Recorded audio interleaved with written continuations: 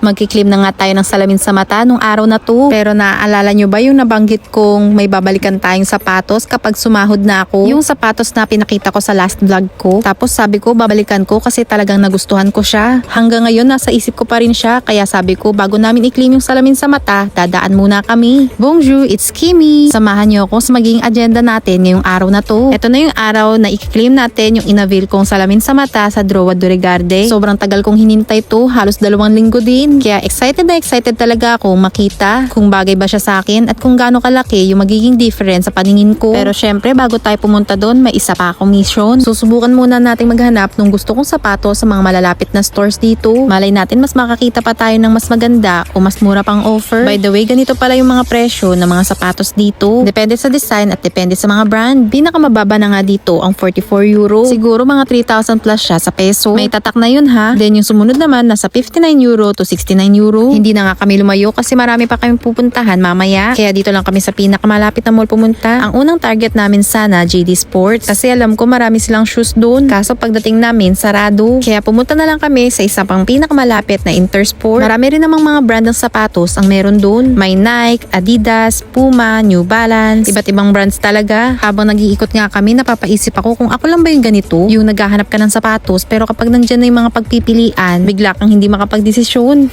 Yung feeling na parang may nagugustuhan ka pero hindi sapat para mapabili ka. Ganun kasi ako noong time na to. Gusto ko kasi ma-feel yung talagang decided ako na ito talaga yung gusto ko. Kapag alinlangan kasi ako, hindi ko na tinutuloy, baka magsisipa ako sa huli. Kayo ba? Impulsive buyer ba kayo? O katulad ko rin na 1 linggo muna nag-iisip bago bumili? Sa totoo lang, gusto ko na talaga bumili ngayon. Kasi ilang beses ko na itong pinag-iisipan. Pero habang tumitingin ako, parang wala pa rin yung sapatos na masasabi kong worth it paggastusan. Siguro tumatanda na rin talaga ako. Dati kasi konting ganda lang, bili ka agad. Ngayon parang bawat euro pinag-iisipan ko muna.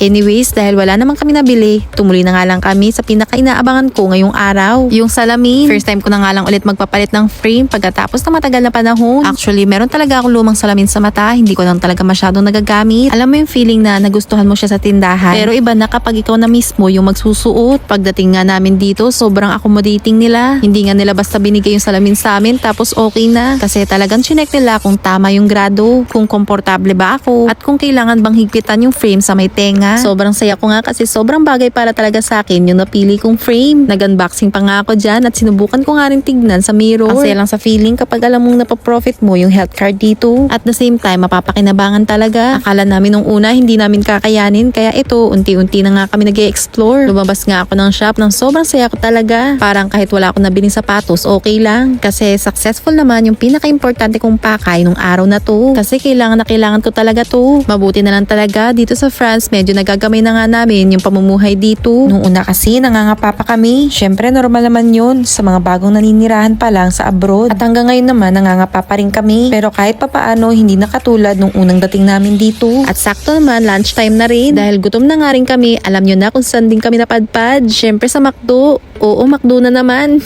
Pero wala eh. Favorite ko kasi talaga yung McDeal dito. Sulit kasi. Meron ng fries, meron ng small sundae ice cream. Sa halagang 5 euro lang, may burger ka na, double patty pa. At meron ng drinks. 5 euro nga lang. Siguro kung sa peso, nasa 350 pesos yun. Kapag gusto mo lang mabusog na hindi gumagastos na malaki, okay na siya. Mas lalo pang sumarap yung pagkain namin kasi sa labas kami umupo. Ang ganda ng view, tapos tahimik lang yung paligid. Maulan pa nga nung araw na to, pero mabuti na lang tumila din. Kumain na nga din muna kami dyan saglit. Pero hindi na nga kami nagtagal kasi may susunod pa nga kaming agenda. Pupunta pa kasi kami sa opera. Isa nga itong lugar sa pinaka-favorite ko dito sa Paris. Ang gaganda kasi ng mga building doon. Iba talaga yung feeling kapag naglakad ka sa area na yun. Kasi bawat lingon mo parang postcard yung view. Yung tipong kahit wala kang balak bumili ng mga luxury brands, sulit pa rin maglakad-lakad sa lugar na yun. Alam nyo ba, isa pa sa mga napansin ko dito sa France, sobrang dependent talaga ang mga tao sa train. Kahit nga may sasakyan sila, minsan mas pinipili pa nilang sumakay ng train. Sobrang mahal ba naman kasi ng parking fee dito, manghihinayang ka talaga. At ang kagandahan pa dito, kahit saan ka pumunta, may metro o train station. Sa Pilipinas kasi kapag malayo, kailangan mo pa magpalipat-lipat ng sasakyan. By the way, maulan nga nung araw na to. Ito nga yung mga time na paloko-loko yung weather. Minsan kasi maaraw, minsan naman maulan. At kaya nga tayo pumunta dito kasi tutuloy pa rin tayo sa paghahanap ng sapatos. Napansin ko lang medyo mahal talaga ang mga sapatos dito sa France. Pero may mga mura din naman kapag sale. Pero kapag regular price, minsan mapapaisip ka muna kung kailangan Kailangan ba talaga? Pero sa bagay, nasa France kasi tayo, kaya normal lang yun. Ending, wala pa rin talaga kaming napili. Nagmamadali na rin kasi kami, gawa na may susunod pa kaming agenda. Pero kahit nagmamadali na nga kami, nag-take time muna kami para magkuha ng mga pictures. Ang ganda kasi talaga dito, parang ayaw mong palagpasin yung bawat pagkakataon. Lalo na kung hindi naman kami palagi napunta dito. Naglalakad na nga kami dyan papuntang metro. At ito nga yung mga view na madadaanan mo, sobrang ganda talaga. Dito nga sa Paris, bawat anggulo mapapahinto ka talaga sa sobrang ganda. By the way, pagkatapos nga niyan, sasakay na nga ulit kami ng train. Hindi nga ako nakabili ng sapatos nung araw na to, pero ang mahalaga, nakuha ko naman yung salamin. Yung susunod nga natin pupuntahan, isa rin sa napakagandang place dito sa France. Kaya abangan nyo na ng mga susunod nating kaganapan. Over.